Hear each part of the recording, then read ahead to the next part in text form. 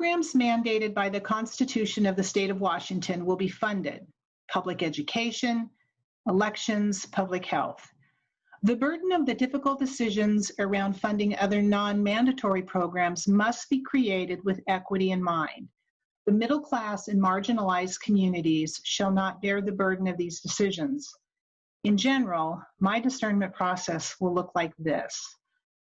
Understand the program and its effects on the people. What have we done to investigate other funding sources? Is the program sustainable? And finally, can it be explained to colleagues and constituents?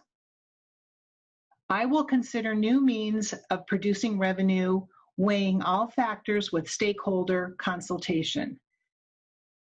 No doubt, this is an enormous task ahead. We will need to be disciplined, work the problem, and seriously consider innovative means to reach our goal.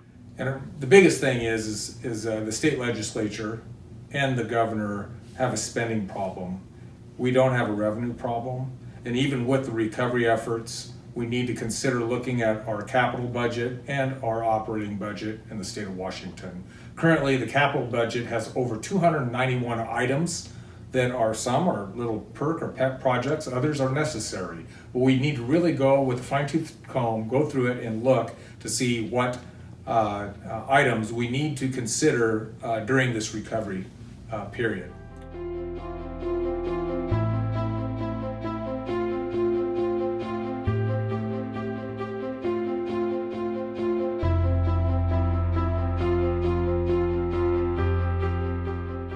The most impactful first step in creating a thriving economy at this time is to comply with the federal and state recommendations related to COVID-19, mitigating the spread by use of masks, distance, and isolation, and supporting public health processes, testing, trending, support vaccine development. And finally, following the Safe Start Washington program to safely return activity and open the economy back up. The state government must work with local municipalities, city, county, and port authorities to identify needs and support growth and development. We would be wise to consider variances to current rules or ordinances in these extraordinary times, and I would advocate to energize grant writing in each county using this expertise to access funding sources. I'm looking at business recovery, and business recovery is everything, especially during this pandemic. In the business recovery, we need to provide relief to workers and small business by deferring or in some cases rescinding certain taxes, and maybe providing bridge grants or bridge loans to businesses, particularly small businesses that are struggling. Create an incentive mechanism that would help businesses reopen and or continue to operate, especially as many of the businesses are struggling with the narrow profit margins, and also to sustain their employee base. And it might happen to be with something like the shared worker program that's already in place, but maybe enhance that even more so. And then finally, we have to reduce unnecessary regulations on business and agriculture, but instead create voluntary programs that reward businesses, farms and ranches, primarily those related to labor, safety, or environmental concerns.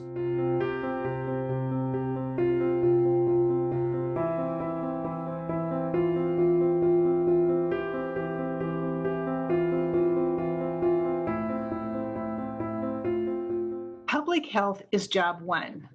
If evidence-based steps are skipped and the spread of the disease goes unchecked, it may strain or overwhelm healthcare systems, creating a cascade of community tragedy. People experiencing physical and mental health illness will not participate in the economy to the degree that they had previously had. Published public information related to infection rates will disincentivize tourism. Formal and informal leaders must lead by example and follow the prescribed recommendations.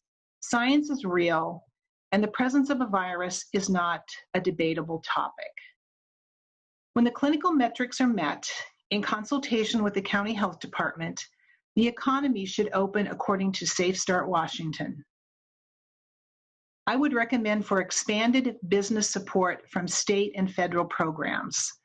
This may require discussion of innovative and new forms of revenue.